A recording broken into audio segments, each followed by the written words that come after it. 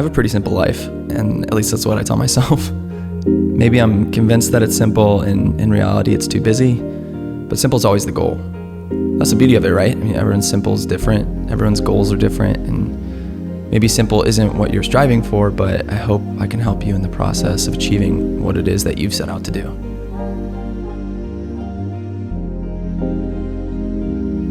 Hi, I'm Eric, and this is starting to feel like an infomercial.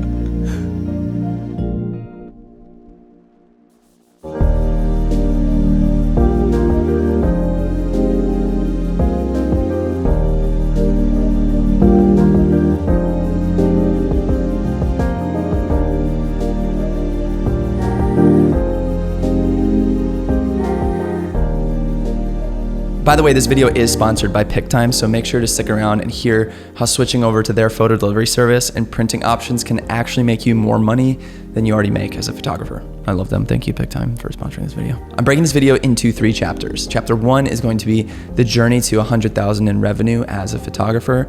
Chapter 2 is how to sustain yourself doing that and not burning out.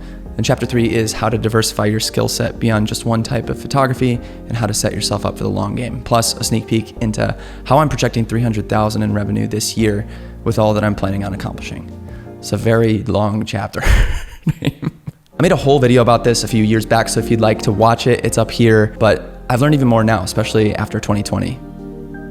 100,000 in revenue took me 5 years, 2 years of doing it in college, balancing college and starting my business, and then 3 years of working full-time as a teacher and doing photography on the side. It wasn't until I jumped to full-time I got my first 6-figure year. I'm an advocate of this approach because I am a creature of comfort and like minimal risk. So some people are able to jump into full-time on a hope and a dream and make it work, but I don't think that's the realistic approach for most people. Now I'm gonna give this advice from the assumption that you've been paid to photograph a handful of things, and I'm going to speak from my experience as a wedding photographer, but these principles can mostly be applied to any and every genre of photography. So here are 5 practical moves to help push you towards that 6-figure income. 1 is shoot what you want to shoot in the future. If someone reaches out with a small budget, but they're doing something that you're interested in that you know will be a great portfolio piece, negotiate with them on that price and blast those photos all over for marketing. And if these opportunities aren't presenting themselves to you, just make them happen. Connect with other vendors and creatives around you and set up styled shoots. Ask friends to do shoots. Number 2, serve your clients. I always talk about this. Go out of your way to make them feel loved, supported, cared for, all those good things. You wouldn't believe what kind of marketing they can be for you if you go out of your way to serve them. There are friends and family that come to you months and years later. They never bat an eye at your new pricing. So serve your clients. Number 3, serve and build up your own community. Reach out to other creatives around you, not just for the sake of getting to know them. That's great, but offer them something that'll help them. Let them know, like from the start, that you're willing to help and be a part of the community. And it's just a difficult ask to ask some established photographers for them just to help you out in getting your business established and grow your business and get it started. So offer to assist for free, 2nd, 3rd shoot for cheap or for free. You'd be so surprised at how many referrals you can get from those people and second shooting jobs you can get moving forward. Number 4, scale your pricing as you go. As demand increases for your services, raise your prices to match so you don't overwork yourself. As the demand increases, your skills will continually keep getting better as well. And that's further justifying you raising your prices year after year and subsequently affording you the opportunity to shoot less and make more. And that's the ultimate goal, to get to that 6-figure spot. But realistically, to make 6 figures exclusively with wedding photography, this requires you to shoot anywhere from 30 to 45 weddings per year, given the national average of $3,500 spent per wedding. And that's at least the Midwest, according to Brides Magazine. Wedding photography has a high burnout rate, and I don't have any data or evidence to back this up, so you just have to trust my anecdotal examples and experiences having seen people move in and out of the industry over the past 10 years. A common thread I see woven through the reality of burnout is people being tired of the repetitiveness of shooting, constantly complaining about how weddings are the same thing over and over. And I get it. I understand that perspective. Let me offer some perspective on how to make it not feel that way. Take time to photograph things that interest you, like your personal life. I do street photography, maybe try product photography or fine art. I shoot all my personal and street photography on film.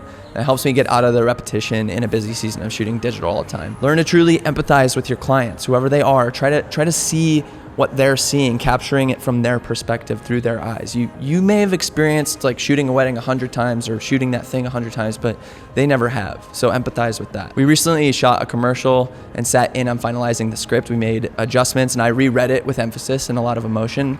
and there were tears in the room. So doing something like that, serving them and seeing it through their eyes can really be impactful for your clients. Diversify your skill set. Maybe rent and learn how to use a film camera, try your hand at filmmaking with the camera you already own, photograph a family session, some dogs, a newborn, a cat, I don't know. Find different ways to make money outside of just your bread and butter. It might supplement growing your business or might even turn into a new endeavor altogether that helps you make money. Photo delivery platform. Give your clients an epic experience when they see their finished photos. I switched to PicTime 2 years ago and fell in love with what they do. I was using a competitor of theirs for 4 years prior to that, and I'm like the fiercest advocate of PicTime now. They sincerely care about helping photographers make more money through their printing and giving them options to give their clients with like a more robust experience in viewing their galleries. So if you're on a frustrating delivery service or delivering through something like Google Drive or Dropbox, consider checking out PicTime. Clients can view and download and share and order prints all through their gallery.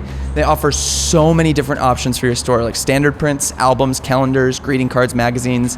It's epic and it's endless. You can run automated email campaigns too with their apps. There's one called the Abandoned Cart, where if someone puts something in their cart, they'll get an email that reminds them, hey, you might want to buy this. You have a discount for it, which is epic. So it makes you money while you're sleeping and you don't even have to think about it. They're constantly improving the platform.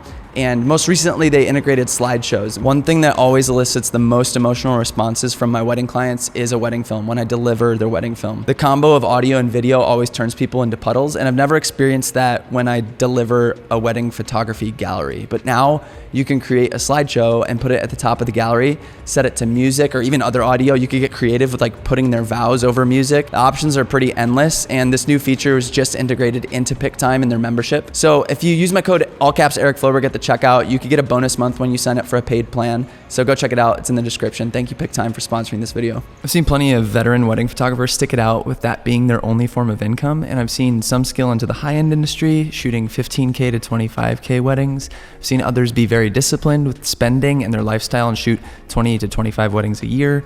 And I've seen others build out studios with a suite of associate photographers and they barely shoot at all. Given that none of those are my personality or what I want to do, I would love to share with you how I've diversified my skill set and found sustainability in what I do and how I'm projected to net over 300K in 2021. Now, as always, I'm not saying that to brag. I'm just saying that to be transparent with you about the numbers, share what's possible, and share how it's possible, at least from my perspective. Wedding photography and filmmaking, I'm charging about $5,000 to $10,000 per wedding and booking about 10 to 15 per year, with a net income of 90 to 100K with that. I have an associate wedding photographer and an associate wedding filmmaker, and I make about $1,200 commission every booking that they get, totaling in about 10 bookings a year and an extra $12,000. I do a handful of commercial photography and filmmaking jobs per year and probably averages out to about $30,000 in net revenue per year doing that. I've been building my YouTube channel the past 3 years and my Patreon the past year, and I make about $7,200 per month between those two, with sponsored videos, YouTube ad revenue, affiliate commissions, and over $2,000 a month with the Patreon memberships, with my extra education and behind the scenes stuff that I do there. So that's about $85,000 to $90,000 per year. Finally, the last piece of the pie that I'm going to be rolling out this year is education. So mastermind groups, small groups doing wedding photography and wedding filmmaking education, as well as courses that I'll put up for sale in the summer and the fall. And I'll be doing presets and LUTs and those digital assets as well. So I'm assuming that's probably gonna make upwards of $90,000 to $100,000 in net revenue too. I don't say all these things just to brag. Like I said, I say this so that you could see what's possible and just kind of how I've pivoted into a few different ways and lanes of making extra income.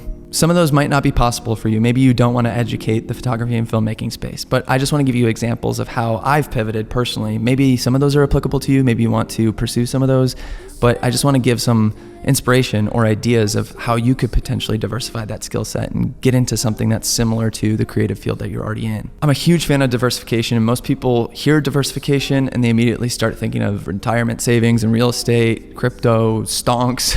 While all of that financial diversification is a wonderful thing to do in practice, I believe it's far more important to consider diversifying your skill set in the front end, money-making abilities before you plan how to diversify the money you make from those skills later. All of that to then pose the question we all came here for: is it still possible to make $100,000 a year as a photographer? Yes. Yeah, I believe it's possible now more than ever. And If you continue to build one facet of your business, you can outsource, make passive income, consistently grow, buying yourself more time when you inevitably don't have any more for yourself. So let's bring it back to simplicity and how this video started. Making these videos reassured me that I'm a psychopath for thinking my life is simple. And there's a million things going on, but I guess my feeling of simplicity is that I basically get to pick up or drop off any of these things when I want. And the diversification of these skills that earn income gives me the ability to coast and live a simple life when I want to. So I guess when I was writing this, I was thinking of the words simplicity and simple, but I guess it's more comfort. And when I'm afforded more comfort in my personal life because of the ability to make income when and where I want to, it lets me know that I can live a simple life if I want to. So I guess that's the better conclusion out of all of this. So I'm gonna try to let my actions speak louder than my words and have a simple night at home and a date night with my wife. So I'm gonna go do that. Keep working super hard and find your simple. Thanks for watching. Is I wanna spend all these next nights with you.